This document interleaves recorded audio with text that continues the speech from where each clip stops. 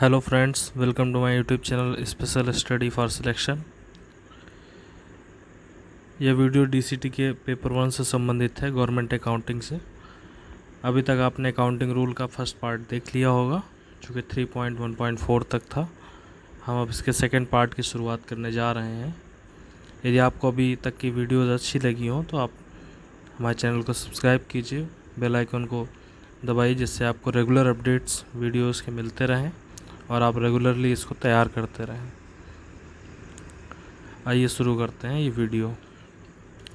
3.1.5 में non numeric accounting information है, तो इसमें इससे रिलेटेड क्या बात कही जा रही है। रूल 27 गार 1990 में जो है एक्सपेंडिचर का जो प्रोविज़न है कॉन्स्टिट्यूशन में, उसको दो तरीके से बताया गया है। पहला चार्ज्ड, दूसरा वोटेड। चार्ज्ड वो होता है जिसके लिए हमें बिल लेजिस्लेचर से पास करवाने की या वोटिंग करने की आवश्यकता नहीं होती है, एवं जो वोटेड होता है उसमें अप्रोप्रिएशन बिल पास करवाना ज़रूरी होता है खर्च करने के लिए। चार्ज्ड में वो पेमेंट्स आते हैं जो इंडिपेंडेंस तय करते हैं कि सरकार से उनको इंडिपेंडेंस प्राप्त है, जैसे सुप्रीम कोर्ट के जज, सीएजी, इलेक्शन कमीशन के हेड, इस तरीके से जो भी अन्य हैं जिनको इंडिपेंडेंस प्राप्त है, ऐसे बहुत सारे पेमेंट्स जो है चार्ज के अंदर में आते हैं। आइए नेक्स्ट पे। रूल 78 जो है जीएफआर 2005 का, उसमें प्लान एक्सपेंडिचर्स होते हैं। प्लान एक्सपेंडिचर्स प्लानिंग कमीशन, अभी इस समय जो नीति आयोग है वो तय करता है, वो प्लान करता है, तो उसे प्लान एक्सपेंडिचर कहा जाता है कि जिनको प्लान करके खर्च किया जाए। और कुछ एक्सपेंडिचर होते हैं जो सीधे बजट में, प्रोविज़न में ही दिखाई पड़ते हैं, इनके लिए कोई प्लानिंग या वैसा कुछ नहीं होता है, या कोई योजना वगैरह नहीं बनाई जाती, तो उन्हें बोलते हैं नॉन प्लान एक्सपेंडिचर, जो कि बजट डॉक्यूमेंट में सीधे नज़र आते हैं। नेक्स्ट है form of account of commercial department. तो ये बोला गया, देखिए कैश बेसिस जो अकाउंट्स होते हैं वो नॉर्मली जो डिपार्टमेंट्स हैं उनमें तो चल जाते हैं, लेकिन जब आप कॉमर्शियल डिपार्टमेंट की बात करते हैं, like railway, postal, telecommunication, defence department में, तो वहाँ चीज़ें अलग हो जाती हैं। तो फॉर्म ऑफ अकाउंट जो इन डिपार्टमेंट से रिलेटेड होता है वो मिनिस्ट्री ऑफ फाइनेंस एडवाइस लेती है सीएजी की, गार रूल 6 में के हिसाब से एडवाइस लेती है और वही प्रिस्क्राइब करता है कि किस फॉर्म में अकाउंट्स बनेंगे। नेक्स्ट है क्लासिफिकेशन ऑफ ट्रांजेक्शन्स। अब ट्रांजेक्शन्स के क्लासिफिकेशन के बारे में बताया गया है इसमें कि किस तरीके के ट्रांजेक्शन्स होते हैं। लाइक इसमें सबसे इम्पॉर्टेंट पॉइंट है, government account is to be aligned to the function, program and activity of the government. कभी कभी ये पूछ लेता है कि ये किस जो ऑब्जेक्टिव है एक्सपेंडिचर का वो किससे गवर्नमेंट अकाउंट्स अलाइन कैसे करता है, तो फंक्शन, प्रोग्राम एंड एक्टिविटी। ठीक है।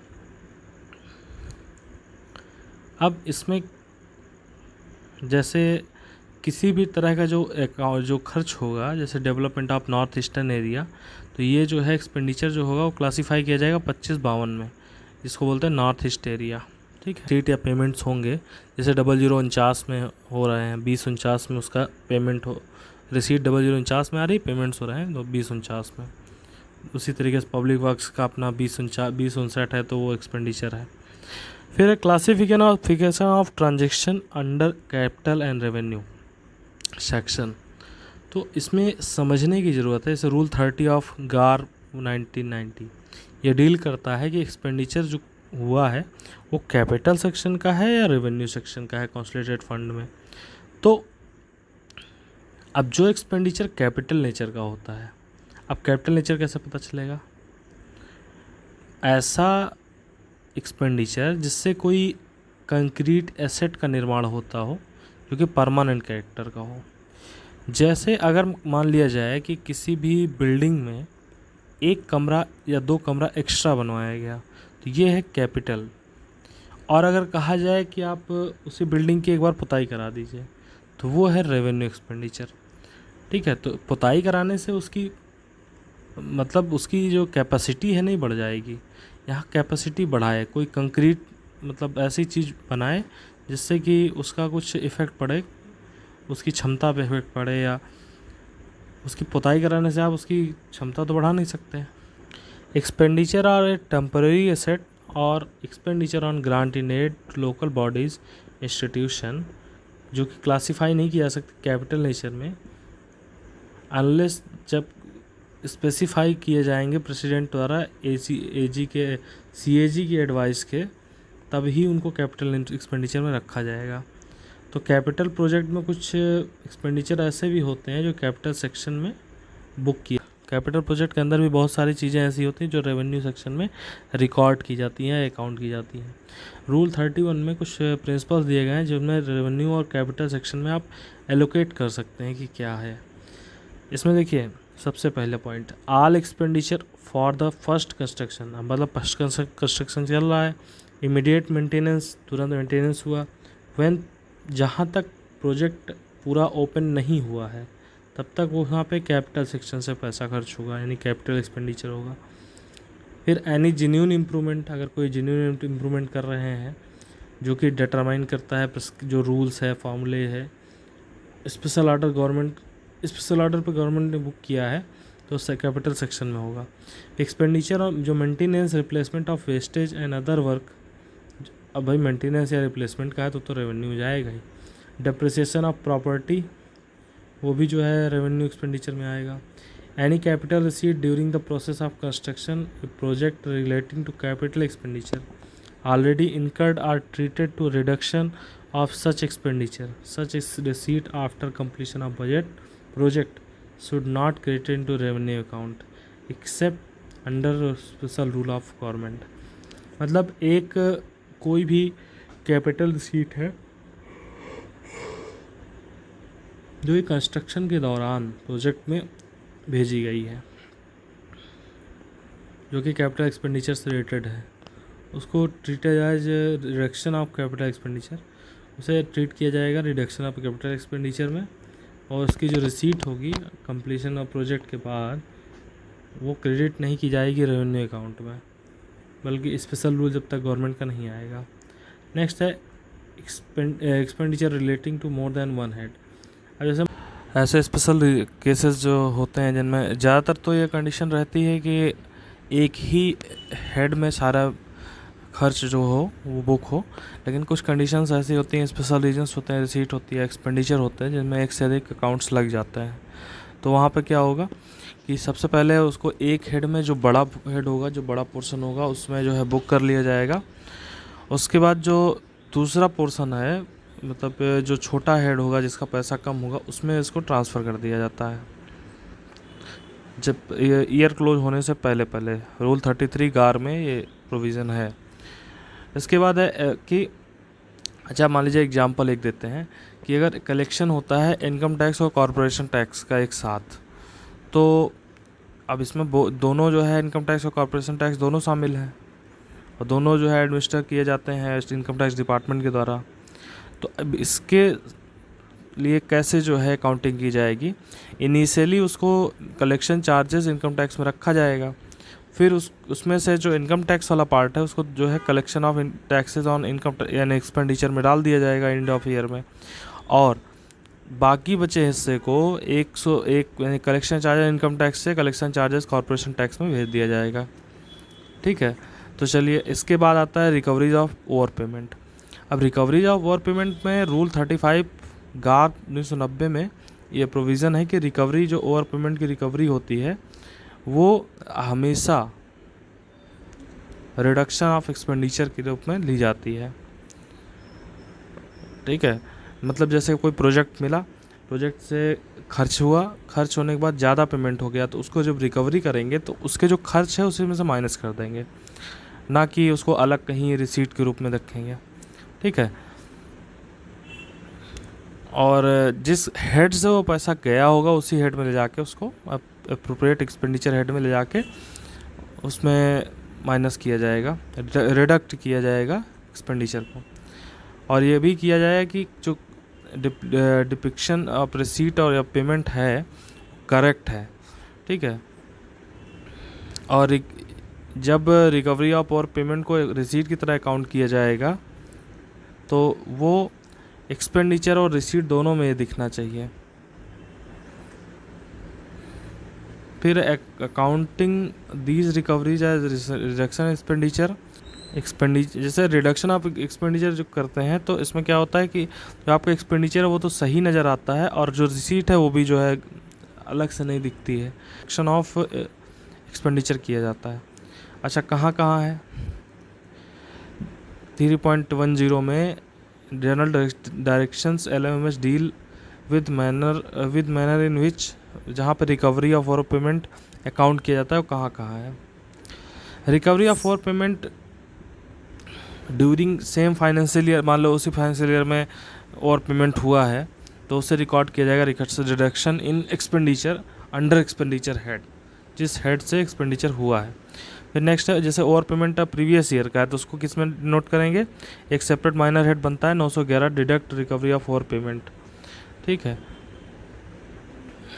इसके बाद है refund of unspent balance by grantee during same financial year, grant and contribution given by government.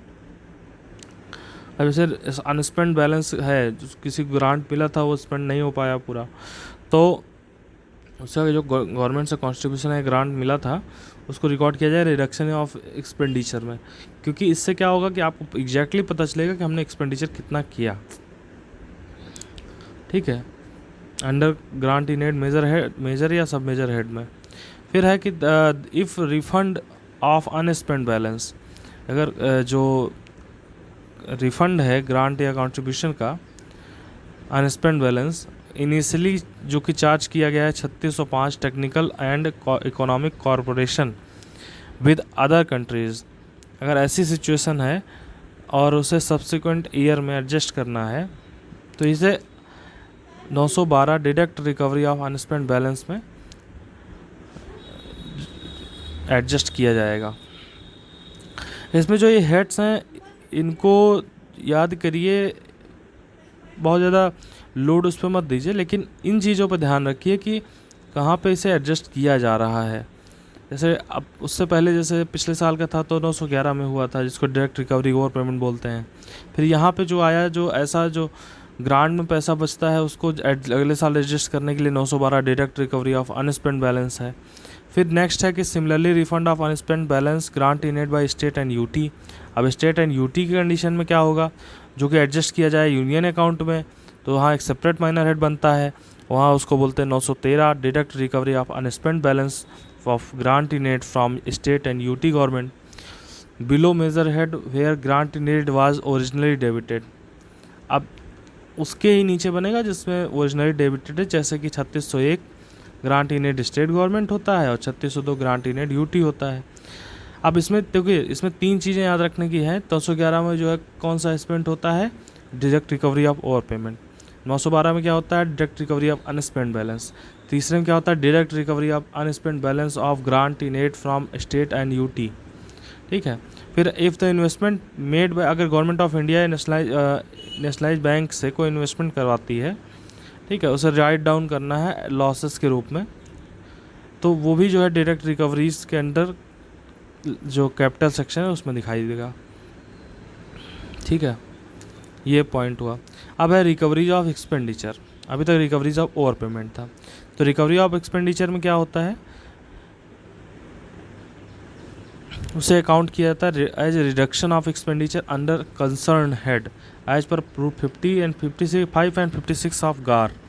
55-56 गार के हिसाब से उसको अकाउंट किया जाता है। अब कैसे अकाउंट किया जाता है कि जो रिसीट मान लीजिए मिली सेल प्रोसीड ऑफ जो मटेरियल्स है या प्लांट्स हैं, टूल्स एंड प्लांट्स जो कि ओल्ड स्ट्रक्चर के हैं कंस्ट्रक्शन प्रोजेक्ट में, जैसे कि पुराना कोई मटेरियल पड़ा हो उसको उन्होंने बेच दिया, उससे जो रिसीट प्राप्त हुई उसको रिडक्शन ऑफ एक्सपेंडिचर में ले जाएंगे। फिर जो रिसीट प्राप्त होती है स्टॉक या सस्पेंस में, यानी ज़्यादा कुछ सामान मंगा लिया गया, स्टॉक मंगा लिया गया, उससे जो रिसीट प्राप्त होती है मान लीजिए वापस करने पे। फिर है नेक्स्ट है रिसीट एंड रिकवरीज जो होती है कैपिटल अकाउंट की, जो कि रिकवरीज एक्सपेंडिचर जो भी डेबिट किया जाता है कैपिटल मेजर हेड में। LMS में deduct recovery receipt and recovery जो कि कैपिटल अकाउंट में है, वो ओपन किया जाएगा सब हेड जो कि रिलेवेंट मेजर हेड में दिखाएगा, क्योंकि इनिशियली इनकर्ड होगी रिसीट एंड रिकवरी के रूप में, और अकाउंट होगी रिडक्शन ऑफ एक्सपेंडिचर उसी सब हेड में। फिर नेक्स्ट है रिफंड ऑफ रेवेन्यू। अब कोई एक्सेस रेवेन्यू का रिफ़ंड करना पड़े, मतलब हमने कलेक्ट ज़्यादा कर लिया उसको वापस करना है, तो उसे रिडक्शन ऑफ रेवेन्यू रिसीट में जो है डिनोट करेंगे, मतलब कम किया जाएगा। फिर 900 इसको बोलते हैं, अब इसमें डिडक्ट रिफ़ंड 900 में आता है, ठीक है।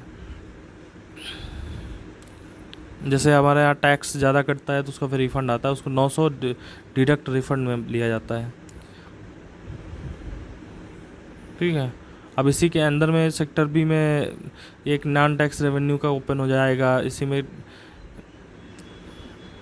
अदर जो भी होंगे उनका जैसे टैक्स रेवेन्यू का हो जाएगा, फिर उसके बाद ग्रांटी नेट का हो जाएगा, ऐसा करके उसमें कई बनाए जाते हैं जहाँ से रिसीट प्राप्त होती है। इस वीडियो में इतना ही, धन्यवाद।